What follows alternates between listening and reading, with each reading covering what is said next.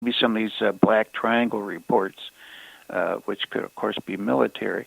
But some of the classical UFO reports, it's a wide diversity, a wide description, and that could also apply to some of the reports about cattle mutilation. I know when they first, when it was in the press back, like the National Enquirer was covering some of the mutilations back in the 70s, and I believe it was one of the investigators there, they would see Big Mama, or what they call a UFO. It would always appear in the area called Big Mama, and then they would have little lights come out of her, and that was reported pretty much, But the one where I haven't really heard where cows been actually being seen to be beamed up into a UFO. That's, it's probably there. It's probably in the literature, but I'm just not familiar with it. I can honestly tell you, he at that point he's went to his boss the next day and said, you know what, I want to do city type of delivery from now on. I'm not doing any more long hauling. It shook him up enough. I mean, could you imagine though? You're doing a long haul and you see something like that. It would really open you up your eyes.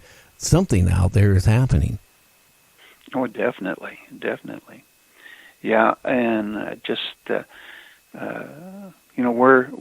what's involved, if it's, Dr. Hynek, the late Dr. Hynek, after he got into the different scales and different types, the different kinds of UFOs, he was starting to lecture that he believed the UFOs were not actually what you would call normal aircraft.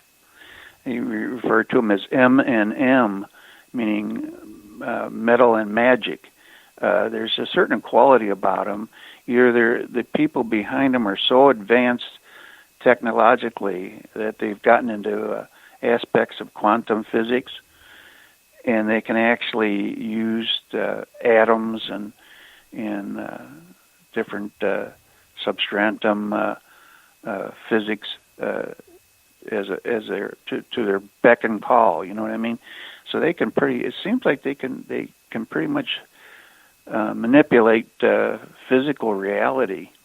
But this is a perception I think you only come to after you've been in the UFO field for a number of years. It's not obvious at first. And that the spaceship theory is so popular that a lot of people can't get beyond that and look at the data that comes in its full capacity. So there's been some books written. There's a recent book written on that on reframing the UFO debate by Robbie Graham, I believe is his name. And they get into the new science that's on the verge of happening, a new way of looking at this thing, taking in a totality of knowledge, parapsychology, physics, quantum physics. We're just on the verge of really getting into a new science, a new way of looking at reality.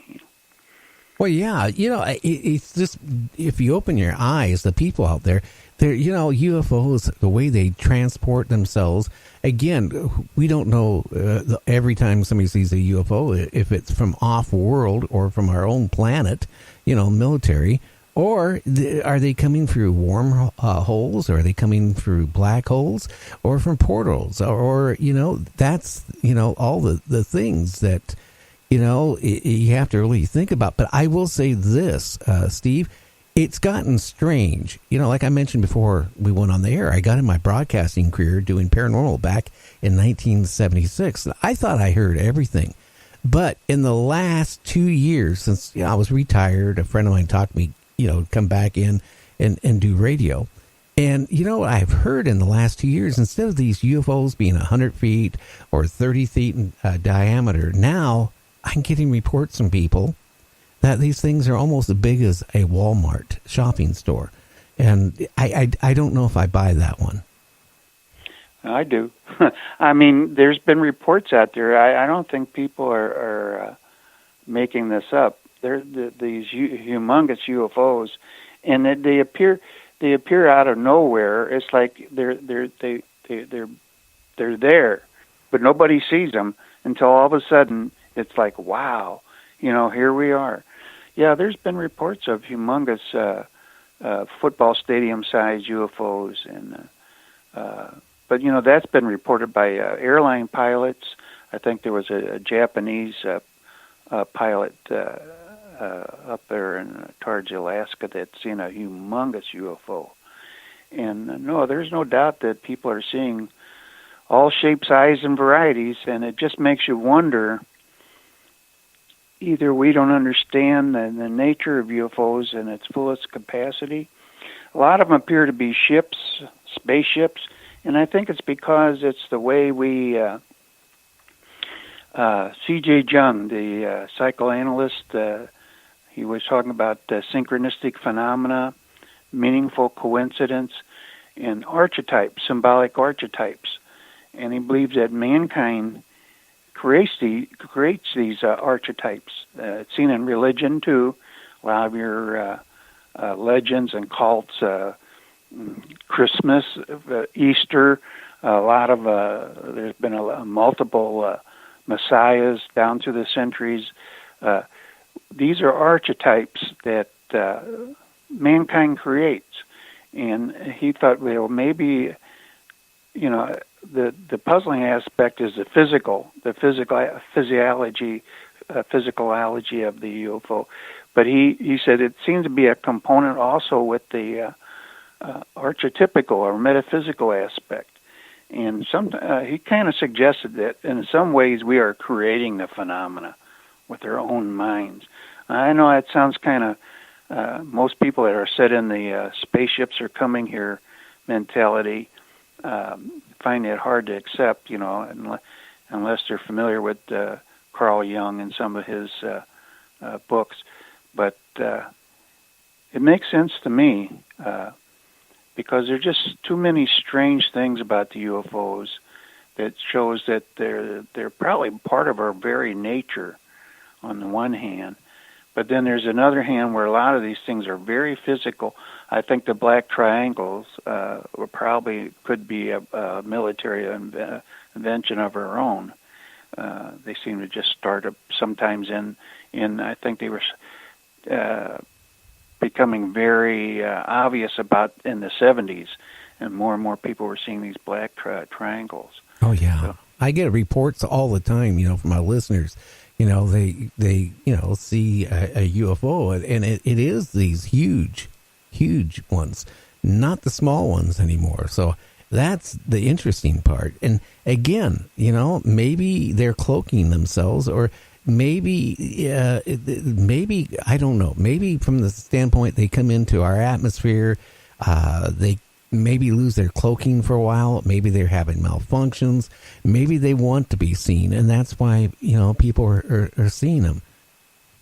Yeah, and I don't know what the relationship is with their own minds, our own psyches. There's been cases I've read. Of course, they're just anecdotal cases. There's no way to, or a person will see a UFO, say, "Look up there, you see that?" and the other person won't see a thing. Yeah, I've noticed that. And so, I said, well, it's right there in front of you. It's huge. And, the other person will say, I don't see a thing. So it makes you think it's very tied into each person's own psychic or it's something we just really don't know what's going on. It almost like it's a kind of a apparitional phenomena. But then how do you explain the implants? Things like that. I'll tell you, like what Dr. Roger Lear did. Timothy Cullen, had his implant removed, and his, was a silver based. It had scar tissue around it, a membrane around it. But when Dr. Lear sent it out for testing in the lab, and they sent it out to 2 different labs, it came back as silver compound, but other alloys in it that could not have been compounded on this planet. Yeah. Well, see, those are just very peculiar aspects, and I understand some of the implants when they remove them, they seem nothing but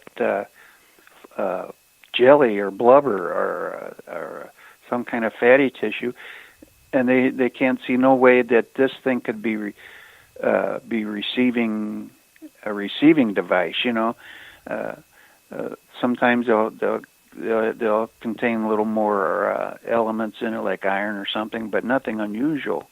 But they've been able to detect electromagnetic impulses connected with them. So I don't know. That's why we need more scientists interested in the field to help make some headway. Well, yeah, because the problem is still scientists, a lot of them, they disclaim, that people have been getting implants. They disclaim that, there's UFOs. Of course, those are the same people probably believe we're not going through climate changes, too.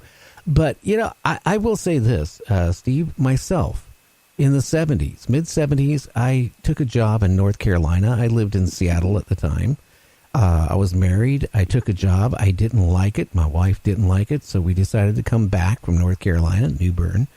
And, when we got to New Mexico, I don't remember what the speed limit was. I know you could go really fast.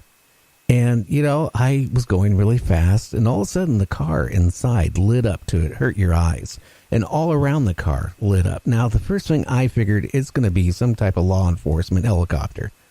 Okay, and I figured I'm going to get busted. So I pull off the side of the road, and I get out of the car. And the first thing I noticed, I was in the military, I didn't hear the egg-beating sound of a helicopter. It was totally dead silent. Just totally dead. And it was really bright, but almost as fast as I got out of the car and I was bathed in this bright light, it was gone. That fast. It just disappeared. Yeah, but you know what? It's really strange. Now, years go by, I kind of put it out of my mind and forgot about it. One of my sons got in trouble where I had to take him to court every month to Superior Court. And, I was setting off the alarm. No matter what would happen, whatever. The alarm would go off. They would even take me in that special room where they make you undress and they put this little latex glove on you, their hand. And I had to go through that embarrassment. I also at the same time, roughly at the same time, I was having a medical problem. So I go to the doctor and they, send me in to do, what's that thing where they put you in this machine and it sounds like hammers going around. A scan. It's a scan. I'm trying to think. Yeah, I'm trying to think of the word, but I can't even think of it right now. But anyway, if you move, it starts over again. And I'll tell you, you feel like you're in a little tunnel confined into it. Anyway, I go back to the doctor, and I'm in the doctor's office, and the head nurse comes out and says, "Hey, Gary, where did you get that piece of metal in your upper back, in your spine?" And I'm going, "No, I never, I in the military, I shattered my tailbone and they put it back together, but nothing up in my upper back." And, I figured, okay, she made a mistake. So I get in there, to talk to the surgeon about, having surgery. First thing he brings that up, he goes, you got metal in your spine up above. And I'm going, oh, wow. Well, what can we do to remove it? He goes, well, we can't remove it because scar tissue is formed. And if I go in there and try to surgically remove it, you're going to be in a wheelchair the rest of your life. I kind of brushed that off for years and years. And, I started having guests on my show that had implants, like Timothy Collin and a bunch of others. And then I started wondering, maybe that night when me and my wife were that wife at that time, we pulled over because that bright light, something maybe happened. Because did you notice anything different in your behavior before that as compared to after that? No, not really. I've had some urologists come up to me and say, hey, they ask me questions like, well, if you're walking down the street, does the lights turn off and on? And I go, yeah. But that I don't buy that has anything to do with, that piece of metal in my spine. It just made me wonder, maybe something happened because I surely would remember having a piece of metal, a sliver of metal in my spine. if it happened. That's what I find interesting, and that makes. Well,